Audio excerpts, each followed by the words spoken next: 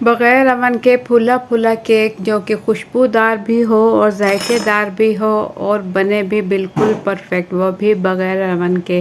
तो ऐसी रेसिपी आज आप लोगों के लिए लेकर आई हूँ। आप लोगों के साथ तमाम टिप वो शेयर करने वाली हूँ जिससे आप फूला फूला नरम और मुलायम बिल्कुल परफेक्ट रेसिपी बासानी आप घर पर तैयार कर सकते हो। प्याला हो या कप हो, किसी भी चीज़ में आप बासानी तैयार कर सकते हो।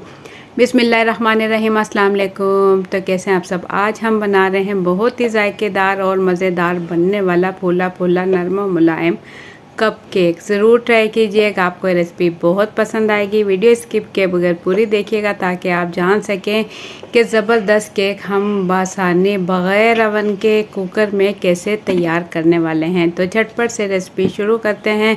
रेसिपी शुरू करने से पहले चैनल पर न्यू है तो सब्सक्राइब कर लें। वीडियो पसंद आए तो एक प्यारा सा लाइक और एक प्यारा सा कमेंट कर दें। तो रेसिपी शुरू करते हैं। बिस्मिल्लाहिर्रहमानिर्रहीम। एकदम परफेक्ट केक की रेसिपी बनाने के लिए यहाँ हम ले लेंगे खुली सी थाली और इसमें लेंगे कप भर के मैदा और इसे अच्छे से छान लेंगे। इसे अच्छे से छानने के बाद आधा कप और मैदा लेंगे। आधा कप और मैदा डालकर भी हम अच्छे से छान लेंगे।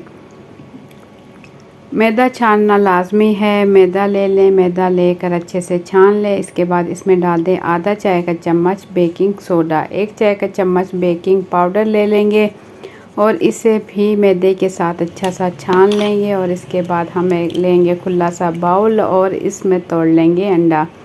अंडे की जर्दी हम अलग कर लेंगे और सफ़ेदी इसकी अलग कर लेंगे। सेम मेरे तरीके से बना कर देखें। केक आपका नरम और मुलायम बनेगा, ना तो फिसेगा और फूला फूला तैयार होगा।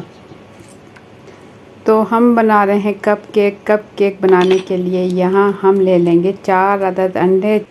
चारों अंडे की इस तरीके से तोड़ते हुए जर्दी अलग कर लेंगे और सफ़ेदी अलग कर लेंगे। बहुत ही आसानी के साथ आप इस तरीके से जर्दी इसकी अलग और सफ़ेदी अलग कर सकते हो। इसे हम अलग अलग जो है तैयार करेंगे। जर्दी हम पहले रख देंगे, हम खाली सफ़ेदी लेंगे। सफ़ेदी बीटर मशीन की मदद से अच्छा सा बीट करेंगे, इसे अच्छा सा मिक्स करेंगे इतना कि ये फूल कर साइज़ में डबल हो जाए।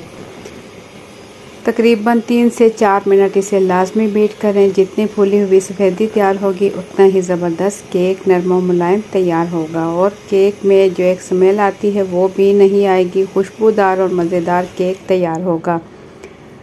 उसके बाद इसमें यहाँ हम ले लेंगे पौना कप चीनी, यानी कि आधे कप से ज़्यादा और 1 कप से कम। थोड़ी थोड़ी चीनी डालते हुए हम अच्छा सा मिक्स करेंगे। मशीन की मदद से इसे अच्छा सा बीट कर लेंगे।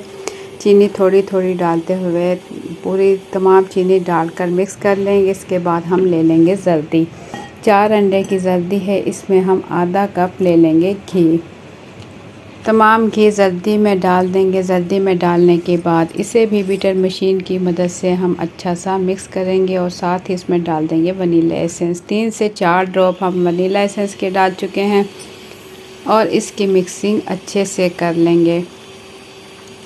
ये इतना फूलेगा नहीं जैसे कि सफ़ेदी फूलती है अंडे की, इसलिए जल्दी इतनी नहीं फूलेगी। बस इसे हमने सिर्फ मिक्स ही करना है। इसे अच्छा सा मिक्स करें और मिक्स करने के बाद साथ में इसमें डाल देंगे आधा कप दूध। नॉर्मल टेम्परेचर पर दूध होना चाहिए, ना गर्म हो ना ही बहुत ज़्यादा ठंडा हो। नॉर्मल टेम्परेचर पर खुला दूध यहाँ मैंने आधा कप ले लिया। इसके अंदर डालकर इसे अच्छा सा मिक्स करेंगे जल्दी के साथ और हम इसके अंदर घी और वनीला एसेंस भी ऐड कर चुके हैं। अब जो अंडे की सफ़ेदी थी इसमें ये जर्दी शामिल कर देंगे, ये डाल देंगे और इसमें जो हमने मैदा वगैरह छाना था वो भी इसके अंदर डालकर स्पैचुला की मदद से हल्के हाथों से एक ही राउंड में घुमाते हुए हल्के हल्के हाथों से इसकी मिक्सिंग करेंगे। बस इतना मिक्स करेंगे कि ये अच्छा सा मिक्स हो जाए। इसमें हम मशीन नहीं चलाएंगे, बीटर मशीन से नहीं करेंगे, उससे केक ख़राब हो जाएगा और केक फूला हुआ तैयार नहीं होगा। जबकि अगर आप हाथों से मिक्स करेंगे इस तरीके से स्पैचुला की मदद से तो ये अच्छा सा मिक्स होगा। और इसके बाद हम जो है केक बासानी जो है बेक कर सकते हैं। बेक करने के लिए यहाँ हम ओवन का इस्तेमाल नहीं कर रहे, हम बनाएंगे इसे कुकर में। تو اچھا سا مکس کرنے کے بعد یہاں میں نے لے لی ہے چھوٹے سائز کی پیالیاں، اس میں پہلے گھی لگا دیا اور اس کے بعد ہلکی سی میدے کی ڈسٹنگ کر دی۔ اس سے کیا ہوگا کہ کیک اس میں نہیں چپکے گا۔ کیک تیار ہونے کے بعد بھی اس میں نہیں چپکے گا۔ اس کے بعد جو ہم نے مکسچر تیار کیا ہے کیک کے لیے وہ اس میں ڈال دیں گے، آدھی پیالی ہم ڈال دیں گے۔ اس کے بعد 2 سے 3 کپ لے لیں گے، کوئی بھی کپ ہو، کسی بھی کلر کا ہو، کسی بھی سائز کا ہو، جو آپ کو پسند ہو آپ بس لیں اور اس کے اندر یہ مکسچر ڈالیں۔ پہلے لازمی اس کے اندر ہلکا سا گھی لگا کر میدے کی ڈسٹنگ کریں، اس سے یہ چپکے گا نہیں، بآسانی آپ نکال سکتے ہو۔ ہلکا ہلکا اب انہیں ہم پریس کر لیں گے۔ 5 کپ میں مکسچر ہم ڈال چکے ہیں، یہ دیکھیں ہلکا ہلکا سا پریس کریں گے تاکہ جو اس میں ببل وغیرہ ہیں ختم ہو جائیں۔ تو یہاں ہم نے کوکر لے لیا، کوکر میں اسٹینڈ رکھ دیا۔ اسٹینڈ رکھنے کے بعد اس میں ایک تھالی رکھ دیں گے، کیونکہ ہم بنا رہے ہیں کپ میں تو اس کے لیے ہمیں کوئی اسٹریٹ سی پلیٹ وغیرہ چاہیے، کوئی تھالی اس کے اندر رکھ دیں گے اور اس کے بعد جو ہم نے 5 کپ کیک تیار کرنے ہیں وہ اس کے اندر رکھ دیں گے۔ اچھا سا اس تھالی میں اچھا سا سیٹ کر کے ہم رکھ دیں گے۔ اس کے بعد ڈھکن ڈھک کر اسے ہم لو ٹو میڈیم فلیم پر اتنی آنچ ہو کہ کوکر تک اچھے سے ٹچ ہو، اتنی دیر ہم 45 منٹ پورے سے پکائیں گے۔ کوکر کے ڈھکن کی ربڑ ہٹا چکی تھی میں۔ پورے 45 منٹ گزرنے کے بعد یہ دیکھیں ماشاءاللہ کیک بن کر بالکل ریڈی ہو چکا ہے۔ اب میں اسے ٹھنڈا کر لوں گی اور ٹھنڈا کرنے کے بعد نکال لوں گی۔ تو یہ ماشاءاللہ سے دیکھیں کتنا خوبصورت کلر کے ساتھ کیک بالکل ریڈی ہو چکے ہیں۔ تمام کپوں سے ہم کیک نکال لیں گے، چھری کی مدد سے سائیڈوں سے ہلکا ہلکا سا پریس کرتے ہوئے تاکہ کیک اس میں چپکے نہ ہو۔ تو ماشاءاللہ دیکھیں کتنے خوبصورت کیک بن کر بالکل ریڈی ہو چکے ہیں، بالکل نرم و ملائم،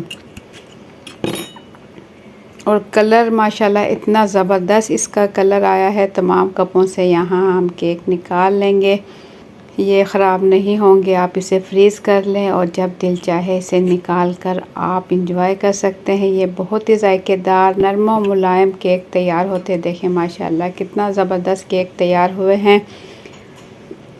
تو کمنٹس میں ضرور بتائیے گا آپ میری ویڈیو کس ملک کے کس شہر سے دیکھ رہے ہیں، جان کر مجھے دلی خوشی ہوگی۔ کمنٹس میں ضرور بتائیے گا کہ آپ لوگوں کو میری آج کی ریسپی کیسی لگی، اپنا فیڈ بیک ضرور دیجیے گا۔ چینل پر نیو ہے تو سبسکرائب کر لیں۔